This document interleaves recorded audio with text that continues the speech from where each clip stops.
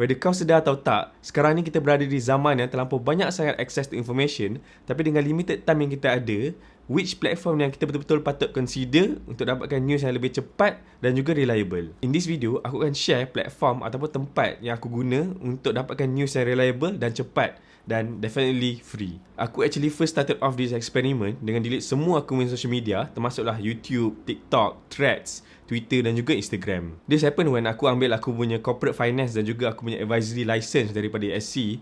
Rasa macam susah sangat nak belajar tu. Lagi-lagi bila kau dah start kerja. Dengan adanya teknologi dekat dengan kita, kadang-kadang kau just nak check kau punya handphone je. Suddenly, kau trap dalam dia punya doom scrolling for hours. And most of the time, kau tak rasa pun masa tu bergerak dengan sangat-sangat pantas. So from there, aku decided untuk take control of aku punya time dan buang semua atau remove all the distractions yang aku ada seperti social media. After months of trial and error, ada 3 tempat yang aku rasa worth mentioning dan kau actually tak tinggal bus pun atau kau tak FOMO pun even though kau dah delete semua kau punya social media. Nombor 1, The Coffee Break. Yes, surprisingly this is my number 1 recommendation sebab kau macam dapat holistic news at the surface level, tapi kalau kau betul-betul nak deep dive ataupun kau nak baca dengan lebih, kau boleh je explore more sebab dia akan bagi a few links attached to it. Coffee Break ni is like an email write-up ataupun macam newsletter di mana dia akan send kat engkau every subuh dalam pukul 7 ke 8 AM macam tu. The best part is of course it's free dan juga kalau kau betul-betul baca end to end, actually tak adalah panjang sangat pun. Dalam 3 ke 5 minit macam tu je kau boleh cover the whole thing. Usually apa yang dia akan cover dalam dia punya newsletter adalah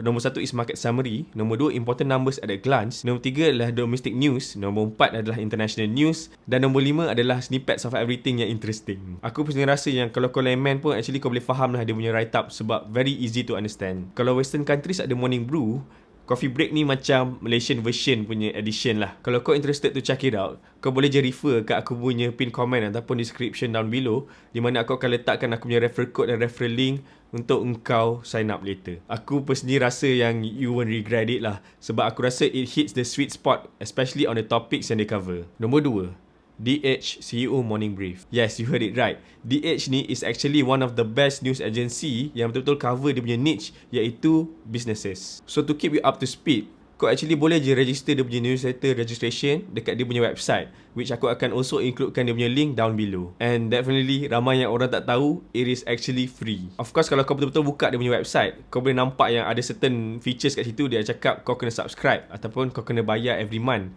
Actually kau boleh je ambil newsletter yang free ni. The CEO Morning Brief ni is actually dah cukup memadai lah buat aku. You can get so much info from there and usually it is much more detailed as compared to Coffee Break yang aku cakap earlier tadi. In terms of time of distribution pula, usually dia akan share the web copy ataupun PDF copy dalam hari Selasa hingga ke hari Jumaat pada pukul dalam plus minus dalam pukul 4-5 pagi macam tu. Yes, of course, this is kata the senior management dan C-suites yang betul-betul bangun awal pagi, pergi jogging ke apa and baca snippet of news. Nombor 3, Banks Research House Reports. For this one is a bit specific sikit lah, di mana aku akan baca betul-betul report-report ni whenever needed. Usually, aku akan either tengok macam economics as a whole, economic trends, ataupun important events, atau lebih spesifik lagi bond atau suku dan juga equity markets. Actually, most banks memang usually publish diorang punya in-house view ataupun diorang punya viewpoint dan kau actually boleh je dapat semua report ni dekat diorang punya sites. And sometimes kadang-kadang diorang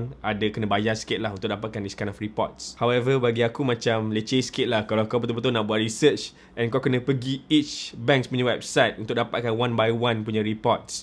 So usually apa aku akan buat is aku akan pergi ke this one website called BPAM ataupun BPAM ni stands for Bond Pricing Agency Malaysia. So what BPAM does is actually BPAM ni akan collect semua information ni dan diorang akan letak kat diorang punya website. Untuk kau get this information, kau boleh go into market information and then click on research. From there, kau boleh je lah zoom in. Kau nak tengok yang mana. Usually, diorang akan sort by dates of recently added. So actually, lagi senang lah untuk kau tengok supaya dia akan letakkan atas tu usually akan lagi much more updated. This is actually quite useful jugalah sebab kau dapat tahu in-house views daripada diorang punya economists dan juga daripada banks punya point of view. Selain daripada itu, kau boleh je pergi dekat other stuff as well macam economics research, bond suku dan juga equity research. So yeah, itu je aku nak cover in this video. Aku harap info yang aku share ni will be useful for you supaya kau boleh consume general news ataupun general knowledge atau specific market updates untuk kau tahu everything yang happening all around us. Please feel free to add on kalau kau ada useful platform yang betul-betul kau boleh dapat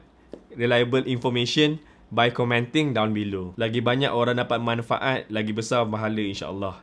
Lagi-lagi benda ni semua free kan. There's no harm pun untuk kau try it out. With that, jangan lupa like, share dan subscribe. I'll see you guys on the next one. Bye-bye.